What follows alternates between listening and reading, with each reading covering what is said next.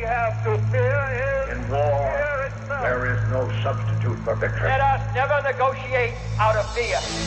We stand undivided, forever united, fighting hand in hand for the liberty we've earned, for glory and honor, for our sons and daughters, ever mindful of the lessons we've learned.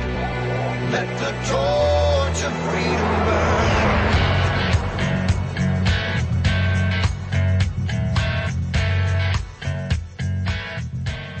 Thomas Jefferson said, "In questions of power, then let no more be heard of confidence in man, but bind him down for mischief by the chains of the Constitution."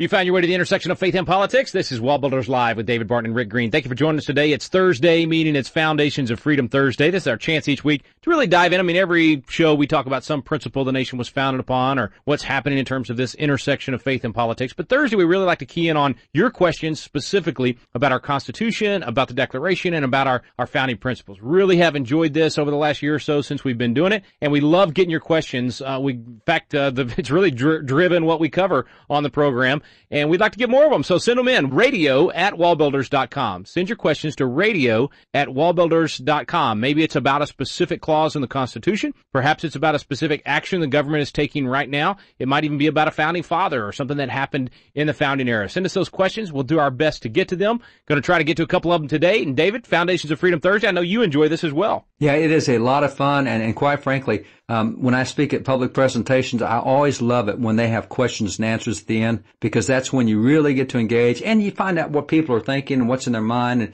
and it's kind of a vicarious thing for knowing what's going on in America. A lot of times in politics, I call it buzz. You know, a candidate's wondering how he's doing. Well, when I start seeing that candidate pop up on different people's emails and Facebooks, and I start seeing it coming at me from 7 or 8 directions, I know that that's what people are thinking about, that particular candidate. And so I love question and answers, because when you start getting the same questions, no matter where you are in the country, you know that's part of the buzz. That's what people are thinking about and talking about, and that's what they're into. And I really enjoy that time as much as any other thing I do when I speak. And I've got a political friend who says for him, he says, well, not for him. He says, but for people in my profession, in politics, Q&A means questions and avoidance. Well, not around here. I mean, right. we love answering these questions, and it's a lot of fun. And so it'll be fun today going in and seeing what people are thinking, what's going on with this. All right. Well, we're going to jump into one right away. This one comes from James Baxter. He says there are some who are calling for the repeal of the Electoral College. And, of course, for our listeners that don't know, the Electoral College, that's that university that all politicians go to before they run for president, right? That's right. Yeah.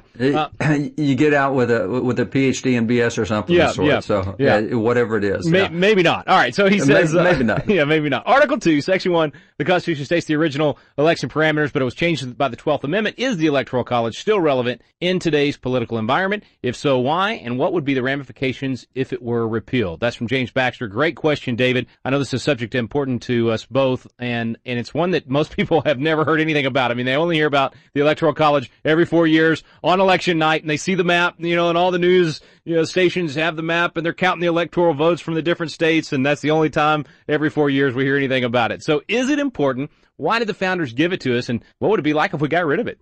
Well, let's back up a little bit, because this kind of thing kind of bobs up every once in a while. And in the last few weeks, Dick Morris has been running some pieces on this that have caught a lot of national attention on how many states have passed a law now. At least 9 states, 17 have introduced it to abolish the Electoral College, or in effect, they don't abolish it because you can't abolish it because it's in the Constitution. But you can pass legislation that negates what it's supposed to do. Kind of an end run around it without. That's right. Yeah. You can't take it out because it's in there. You'd have to amend the Constitution, get it out. But because the Constitution does allow states to determine how electoral votes are decided, you can do an end run around it if you want to ignore the intent of the Constitution. And lo and behold, wouldn't you know it, all of these laws have passed in the blue states. And I wonder why they want to do an end run around the Constitution. They don't use it anyway. So, in that, it caught a lot of national attention. And I had some friends in national media email me and say, have you seen this? Is this really happening? Oh my gosh, this is terrible. And so it really did become a big thing. So it's back up in attention. It was up in attention 3 or 4 years ago. It was up in people's attention about 7 years ago. And so this thing kind of ebbs and flows. And because our public education system is so despicably terrible, people do not have a clue what the Electoral College is or how it operates.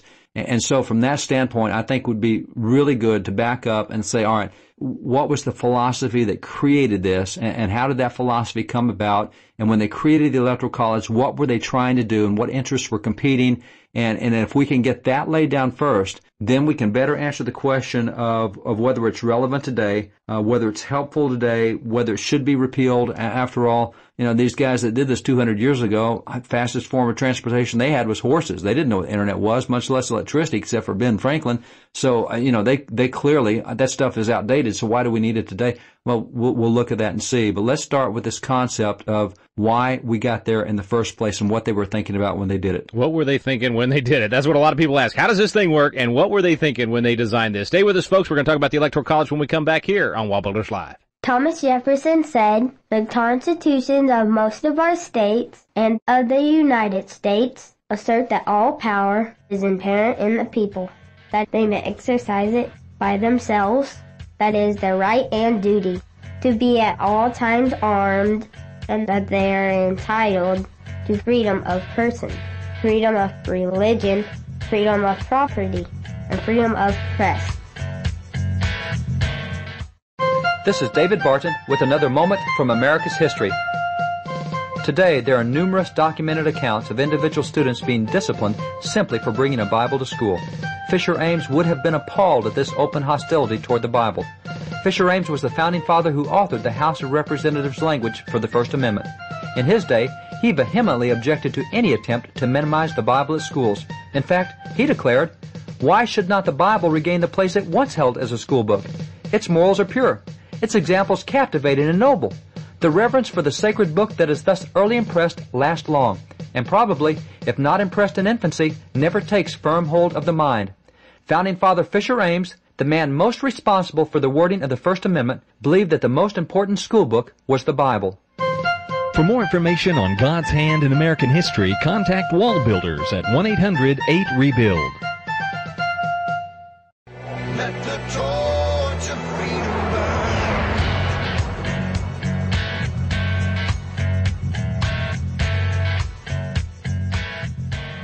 President Thomas Jefferson said, "I know no safe depository of the ultimate powers of the society, but the people themselves. And if we think them not enlightened enough to exercise their control with a wholesome discretion, the remedy is not to take it from them, but to inform their discretion by education. This is the true corrective of abuses of constitutional power." Welcome back. Thanks for staying with us here on WallBuilders Live. It's Foundations of Freedom Thursday, and our first question we're covering today is about the Electoral College. James Baxter asking what it is, how does it work, or more importantly, he's saying what would happen if it went away. Because as David, you were saying in the first segment, a lot of people today are pushing for that. And so first of all, why do we have it working the way that it does? Where did they get the ideas? Well, it goes back to something that Roger Sherman really proposed, and that was a bicameral legislature. There's only one legislature in the United States today that's a unicameral legislature. It means there's one body, and that's Nebraska. Nebraska, you don't have any state representatives, you have state senators. And so the entire legislature is in one body, and they vote in one body. Every other state has a House and a Senate. And so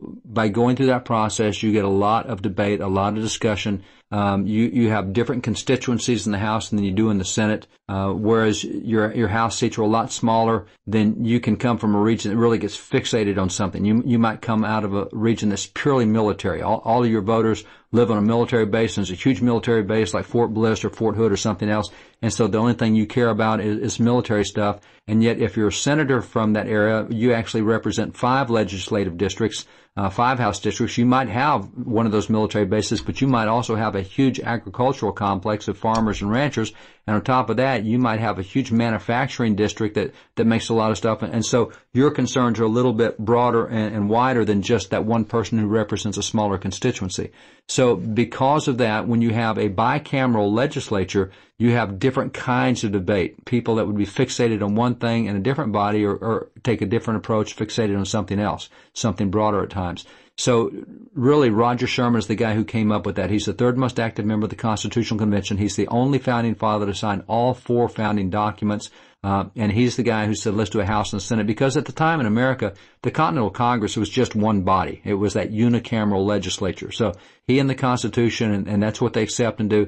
And when they did that, they said each body will have a different reason for its existence. And those different reasons are very simple. The House of Representatives, they exist for the people. They are elected by the people, and they will watch out for the people's interest. Now, the Senate, on the other hand, is to watch out for the states. They're not elected by the people under the original Constitution. It was the state legislature that appointed senators to the U.S. Senate. So the objective for U.S. senators was to watch out for the states. So the 10th Amendment that we now fight about today, it would have been the senators back then that would have killed all the federal expansion. The House would have said, hey, we need all these new federal programs to help our people. And the Senate would have said, no, that's the jurisdiction of the states. We're not going to let you do national education because that belongs to us of the states.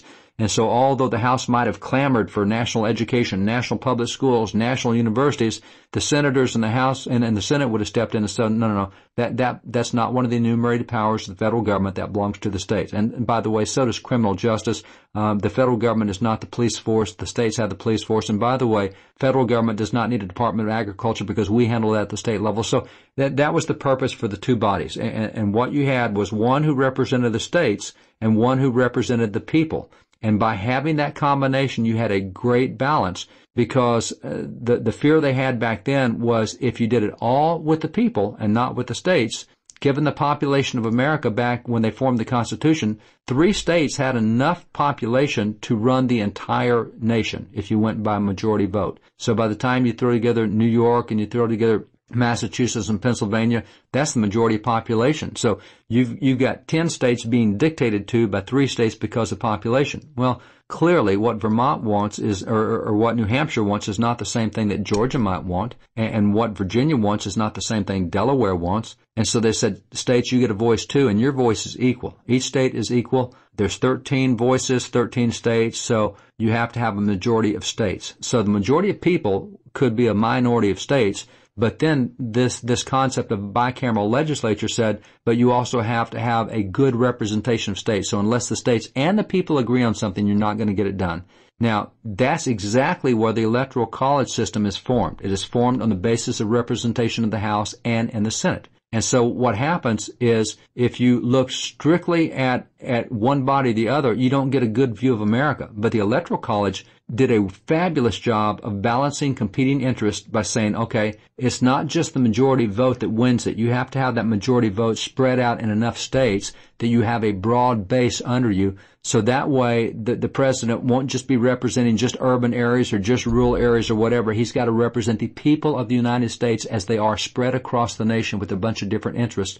And that's what's made the Electoral College so fabulous. And it's worked extremely well. I mean, it's made sure that everybody had a voice and got to be involved, and you couldn't get run over by either population or region. It's been very, very successful. We're going to take a quick break. We'll be right back. Stay with us. Foundations of Freedom Thursday here on WallBuilders Live. Calvin Coolidge said, "The more I study the Constitution, the more I realize that no other document devised by the hand of man has brought so much progress and happiness to humanity. To live under the American Constitution is the greatest political privilege that was ever accorded to the human race." This is David Barton with another moment from America's history. Federal courts have made several amazing rulings recently, ordering the removal of a cross from a cemetery, banning religious holiday displays, removing the 10 Commandments from public view, prohibiting student prayers whether verbal or silent, and numerous other similar restrictive rulings. As one current justice has noted, the Supreme Court has now become, quote, a national board of theology. Our founding fathers would be astounded. They designed the First Amendment to keep the federal courts completely out of this issue. As Thomas Jefferson forcefully declared, "I consider the federal government as prohibited by the Constitution from meddling with religious exercises." The First Amendment was designed to keep decisions on religious expression out of the federal courts and in the hands of the local communities. For more information on God's hand in American history, contact WallBuilders at 1-800-8-REBUILD. Let the torch of freedom burn.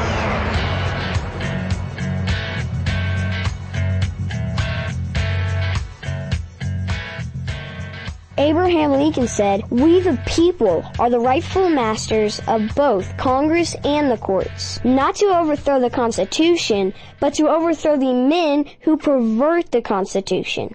Welcome back. Thanks for staying with us here on WallBuilders Live, Foundations of Freedom Thursday, diving into some of your constitutional questions. And if you've got one you'd like to send to us, send it to radio@wallbuilders.com. Today we're talking about James Baxter's question about the Electoral College. David, you've already talked about the efforts out there to get rid of it, and you've begun to give us a history on why they created it the way they did. This is really unique, right? I mean, I can't think of another nation that does it quite like we do it. No, there's no other nation that does it that way, and that's part of our exceptionalism, is that we have done things different from other nations, and we reason through this. You know, the Founding Fathers were trained under what was called Scottish common sense philosophy, and in secular Europe, they said the mind is everything, and in America, we said, well, the mind is a lot, but God is everything. Now, God doesn't mean you check your brain at the door, so we're going to use godly wisdom and use reasoning with that, but we're not going to exclude God, which is what they did in so much of Europe. And because we did not exclude God, we had a good understanding of human nature. If you exclude God, then you always think that man is going to be good, man's going to do the right things, and et cetera. If you include God, you know that short of having some type of intervention from God, Redeemer, you're going to end up doing the wrong things. The heart of man, as John Adams pointed out in quoting Jeremiah 17:9, is desperately wicked. Who can know it? And if you don't have some kind of restraint, you're in trouble. So it was that God-founded mentality that said we understand human nature, and it's proven the same for 5,500 years of recorded human history. There's no reason to believe it's going to be different in the 21st century than what it was in the first century. And so that's part of the reasoning they did under the Scottish common sense philosophy that said reason is compatible with God. Now in Europe they said reason and God are not compatible. You have to reject God to have reason. We proved just the opposite. And so that's one of the things that's made us unique, is we used what we found from the scriptures and from history as the basis of what we do. So when you look at their wisdom in saying, hey, we need representation from the states and from the people as well, a good combination of both, the same is true today. Back then with 13 states, 3 states could have run the other 10. Now, we would sit back from a fairness standpoint and say, hey, if a vote were 10-3 in the Senate and the 3 won, we would all go through the roof. We would say, that's not fair. But on the House side, if they said, well, if 51% of us in the House voted for something and the 49% won, that's not fair. And so what you have is you have to find a way to balance the if you will, the equity of the states as one state versus another, and the equity of the majority of the people. So if you roll that forward to where we are today, the reason the Electoral College is still relevant is right now today, if it was just a majority of the people that would choose the president, 9 states could choose the president of the United States in every election. 41 states could end up having absolutely no voice. And so the majority of the people live in 9 states. And quite frankly, if you look at the way that the population is dispersed, if a president were to be chosen without the Electoral College, just by majority vote, what he would do is he would start campaigning in Seattle. He would go down to Tacoma. He would then move down to Portland. He would then move down to the Upper Bay region of California. He would go through San Jose and Marin County, and he would go through San Francisco and Oakland. He'd move down into L.A., and then he'd move down into San Diego. And then from San Diego, he'd move across to Phoenix, and from Phoenix, he'd move across to El Paso. And while you're in Texas, go over to Dallas and go down to Houston and go over to San Antonio, and then let's move over to New Orleans. And from New Orleans, let's go over and keep heading across there. Let's check Orlando, and let's get Miami and Dade County, and let's go up to Fort Lauderdale. Let's keep moving up, get Atlanta on the way as we're coming back. Let's get up to Washington, D.C. and that area, Fredericksburg area. And then from D.C., let's move on up into Baltimore. And from Baltimore, let's move on up into Philadelphia and then New York. And all you have to do is just run the perimeter of the nation, and you could overwhelmingly crush your opposition just with those cities. You would not need to visit North Dakota or South Dakota. You would never have to see a cow in your life. You would never have to know what a chicken is. You would never know what a wind farm is. You would never know what oil wells looked like. You would never know any of that because you've totally run the urban areas. And that's why the Electoral College is still so good today, because the urban interests are not the total interest of America. The urban industries are not the total industries of America. America has to live, has to eat. Only 1% of America is farmers, but they produce enough not only for America but the entire world, but they don't live in urban areas. So you would exclude all of that interest as well. That's why the Electoral College is still a brilliant idea for today. Now, what we have today is there's 2 plans underway to try to handle. David, would you hold that thought real quick? I want to take us to a break real quick, but also am curious. I mean, you said, urban areas is not the same. Everybody's doesn't have the same perspective, but the urban guys aren't left out with the Electoral College, right? That's right. I mean, they get a chance to have a voice just as much as the folks in the rural area. The urban guys get a voice, but because of the Electoral College, the rural guys also get a voice. And so the urban guys don't get to run it roughshod over the rural guys. They both get a voice. Let's take a quick break. When we come back, we'll find out about those efforts to change things. We'll be back in a moment here on WallBuilders Live. Samuel Adams said, "The liberties of our country and the freedom of our civil constitution are worth defending against all hazards, and it is our duty to defend them against all attacks."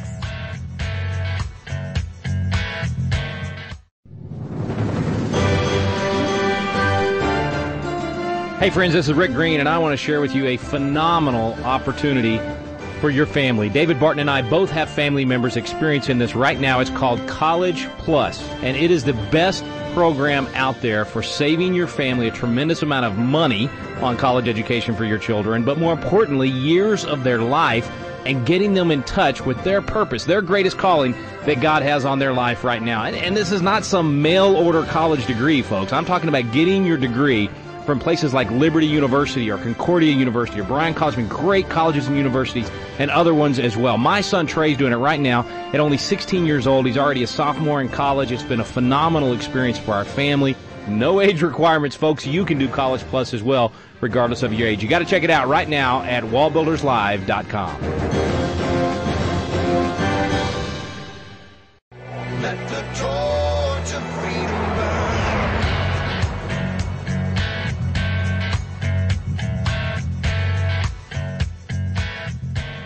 Thomas Jefferson said, "The Constitution of most of our states and of the United States assert that all power is inherent in the people, that they may exercise it by themselves, that it is their right and duty to be at all times armed, that they are entitled to freedom of person, freedom of religion, freedom of property, and freedom of press." We're back. Thanks for staying with us here on WallBuilders Live. Our final segment, we're talking about the Electoral College. And David, as we went to break, you were just about to tell us about the efforts to overturn it, to change the Constitution without actually amending the Constitution. What has happened is the blue states are really ticked off. You go back to the election in 2000 when George W. Bush lost the popular vote, but he won the Electoral College vote. And the Electoral College vote is distributed in such a way that the states determine how the Electoral College votes. And the Electoral College is made up of in each state, you get an elector vote for the president for every congressman you have and for every senator you have.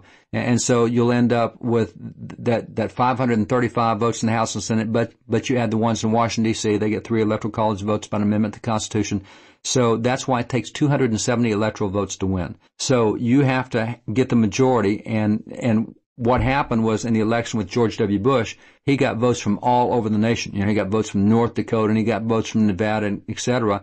Whereas Al Gore in that election got votes mainly from the big city areas. You got it from California and from New York, which New York City runs New York, et cetera. You know, I've seen a map that you use in a presentation on this it shows the counties and the areas that Gore won versus Bush, and it's just, I mean, it's night and day. It's solid red except for a few spots where Gore got all the votes there in the blue areas. If you look at the counties and how the counties voted for Bush and Gore, the counties are probably 5, 6, 7 to 1 in favor of Bush. Yeah. But the counties that voted for Gore had massive populations.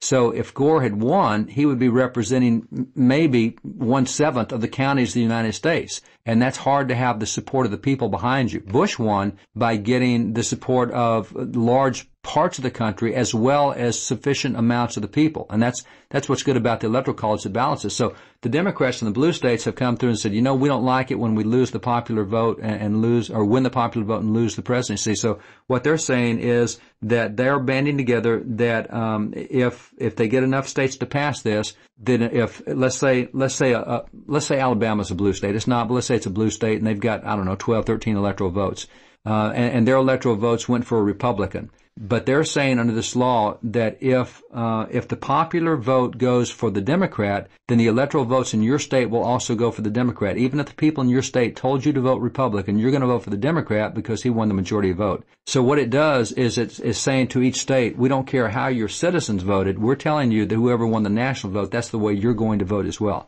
So it is the one-size-all mentality of big government that Democrats love. Now, on the other side, the Republicans have a plan that says, you know, right now we have a winner-take-all where you win by the state. It should be a congressional district take-all, because what happens is in an area like Washington State, 55% of the population is centered around the town around Seattle. Well, that's only about 1/10 of the geographic area of the state. So Yakima and Spokane and Clarkston, all these other towns that are out there, doesn't matter how they vote, they will always go Democrat every time because that's how Seattle votes. And the same when you get over to New York City. That runs the whole state because so much population there. So it doesn't matter what you believe in Albany or what you believe in Rochester or what you believe in Niagara or anywhere else. New York City has voted for you.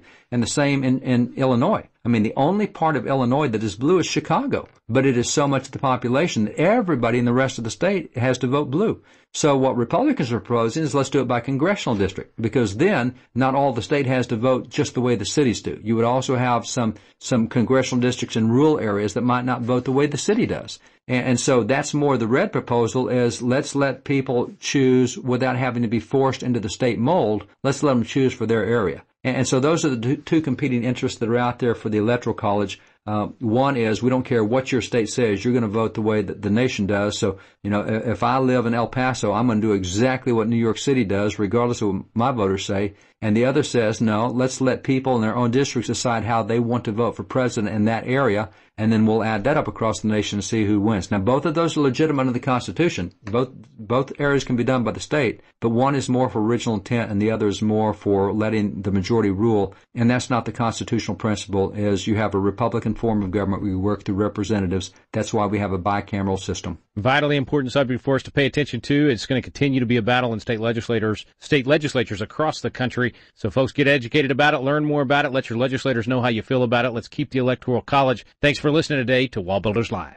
President Calvin Coolidge said, "The more I study the Constitution, the more I realize that no other document devised by the hand of man has brought so much progress and happiness to humanity.